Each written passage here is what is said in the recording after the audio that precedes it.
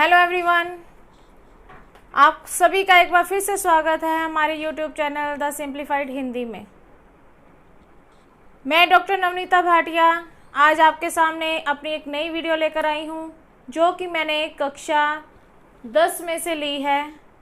ये एक कविता है जो कि कवि नागार्जुन द्वारा रचित है। कविता है ये दंत्रित मुस्कान। कविता करने से पहले थोड़ा सा इसके जो कवि हैं उनके बारे में जान लेते हैं। नागार्जुन जी आधुनिक युग के नवचेतन के बहुत ही प्रसिद्ध साहित्यकार माने जाते हैं और इनका जन्म 1911 ईस्वी में बिहार में हुआ था। इन्होंने बहुत सी रचनाएं लिखी। घुमक्कड़ प्रवृत्ति के थे, यानी कि इधर से उधर घूमते रहते थे। बहुत सी ऐसी इनकी रचनाएं हुई जिनके कारण इनको बहुत ज़्यादा ख्याति प्राप्त हुई, बहुत ज़्यादा इनको प्रसिद्धि मिली। ये दंत्रित मुस्कान भी उन्हीं में से एक है। इसमें कवि ने एक छोटे बच्चे की जो मुस्कान होती है, मधुर मुस्कान, मन को मोहने वाली जो मुस्कान होती है, उसके बारे में बताया है। कवि कहते हैं कि एक छोटा सा जो बच्चा होता है उसकी मुस्कान इतनी मनमोहक होती है, इतनी प्यारी होती है कि एक निराश आदमी में भी वो आशा जगा देती है।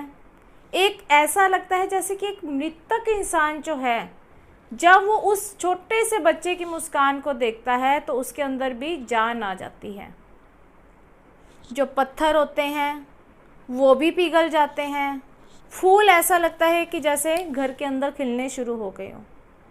तो कवि ने अलग अलग माध्यमों से, अलग अलग उदाहरणों से कवि की मुस्कान की तुलना अलग अलग वस्तुओं के साथ की है कि कवि की बच्चे की मुस्कान से क्या क्या हो सकता है और क्या क्या होता है, कवि को उसकी मुस्कान देखकर कैसा महसूस होता है। ये सब कुछ कवि ने अपनी इस कविता के माध्यम से बताया है।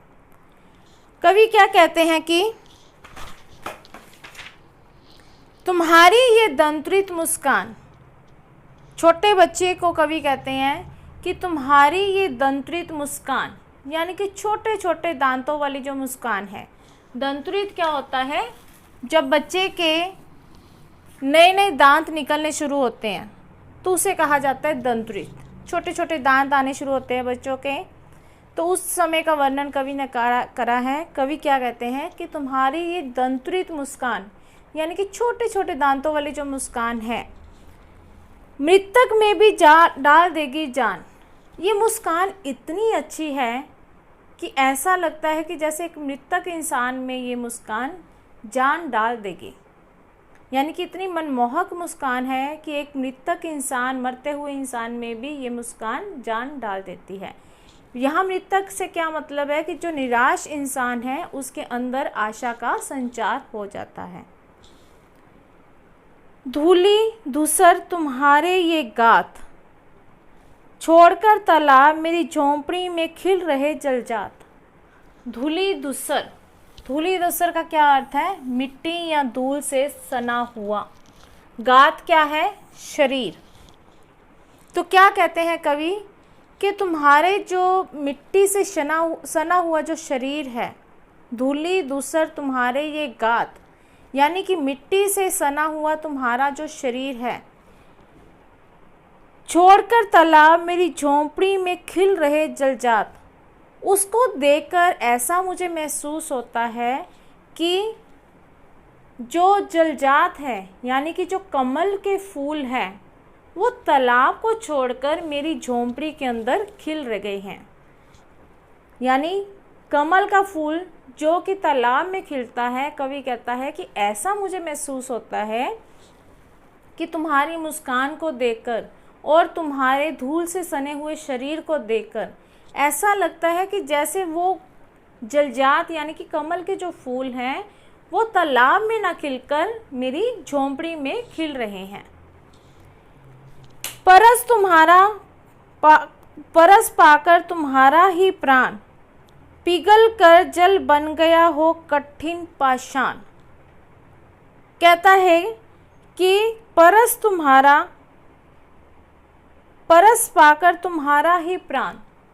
परस क्या होता है? स्पर्श। कहता है कि तुम्हारा स्पर्श पाकर ऐसा लगता है कि पिघल कर जल बन गया होगा कठिन पाषाण, कि जो कठिन यानी कि कठोर जो पत्थर है वो भी तुम्हारा स्पर्श पाकर वो भी पिघल गया होगा। यानी कि बच्चे का स्पर्श इतना अच्छा है कि उसका स्पर्श पाते ही, उसके छूते ही, स्पर्श का अर्थ क्या होता है? छूना। यानी कि बच्चे के छूते ही जो कठोर हृदय वाला मनुष्य है वो भी पिघल गया होगा, अर्थात वो भी कोमल हो गया होगा, कोमल हृदय वाला बन गया होगा। छू गया तुमसे कि झरने लगे शेफालिका के फूल, बांस था कि बबूल। अब यहाँ पे कवि ने बांस और बबूल का उदाहरण दिया है। क्या कहते हैं कवि?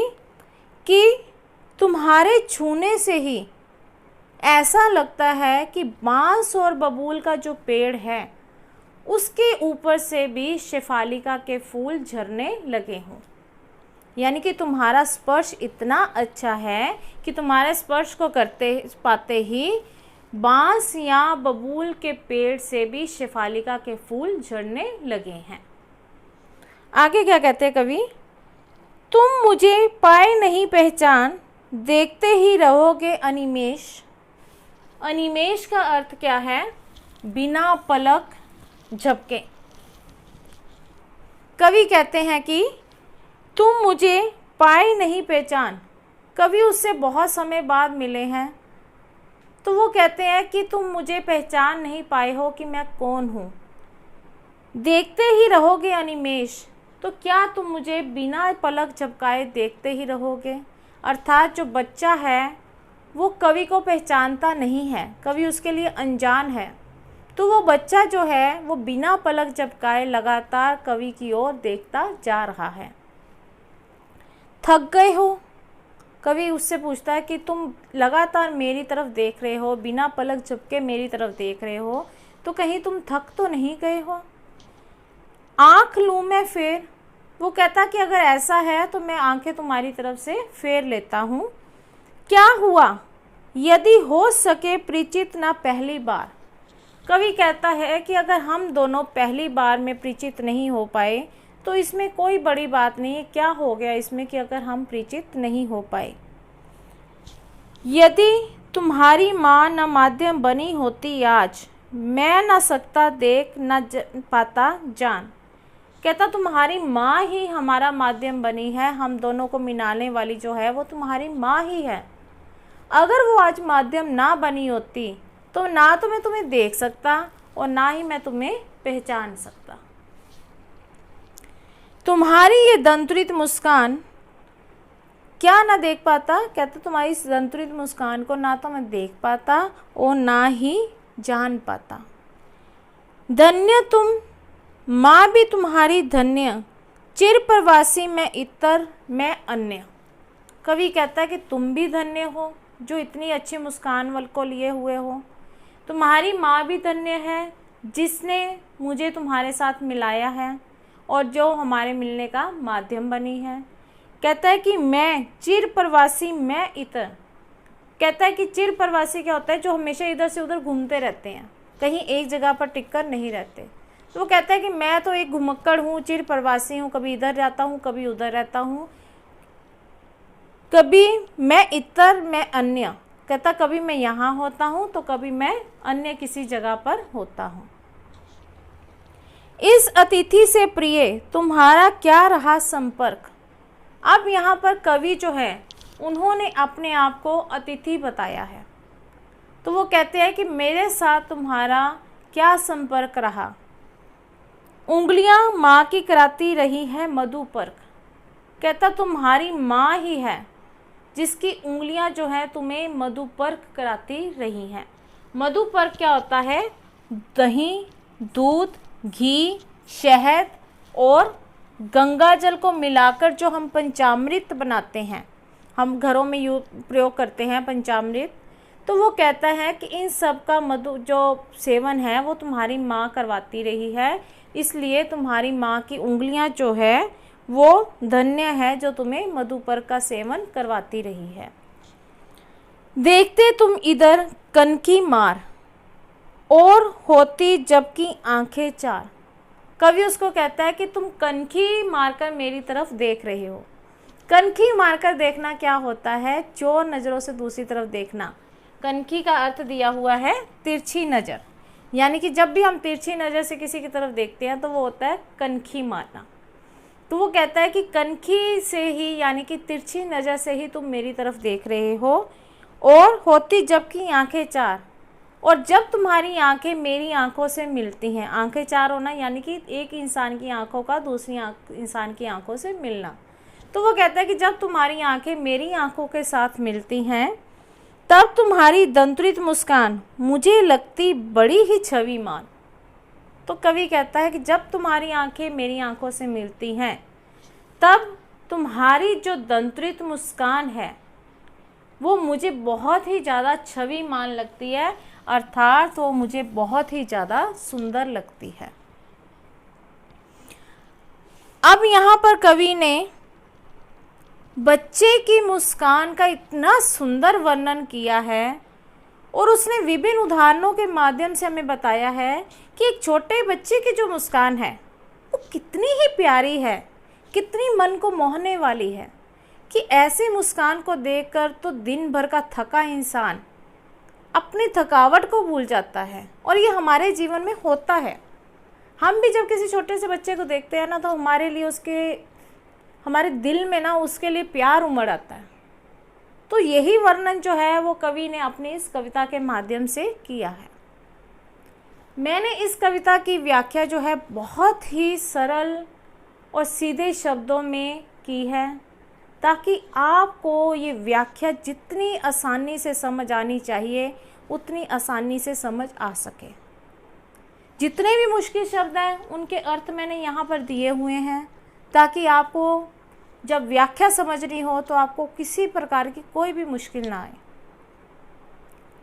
आशा करती हूँ कि आपको ये मेरी वीडियो बहुत अच्छी लगेगी, बहुत पसंद आएगी, और ये सब कुछ मुझे आप अपने कमेंट्स के द्वारा बताओगे कि आपको मेरी वीडियो कैसी लगी। पसंद आए तो लाइक कीजिए और शेयर तो जितना अधिक आप कर सकते हैं उतना कीजिए, ताकि दूसरे लोगों तक भी वीडियो पहुंचे। सब्सक्राइब कीजिए और बेल आइकन के बटन को दबाना मत भूलिए, ताकि आने वाली वीडियोस आप तक आसानी से पहुंचे। मेरी पिछली वीडियो के जो लिंक्स हैं वो आपको डिस्क्रिप्शन बॉक्स में मिल जाएंगे। एक नई वीडियो के साथ एक बार फिर से आपके सामने आऊँगी, तब तक के लिए धन्यवाद।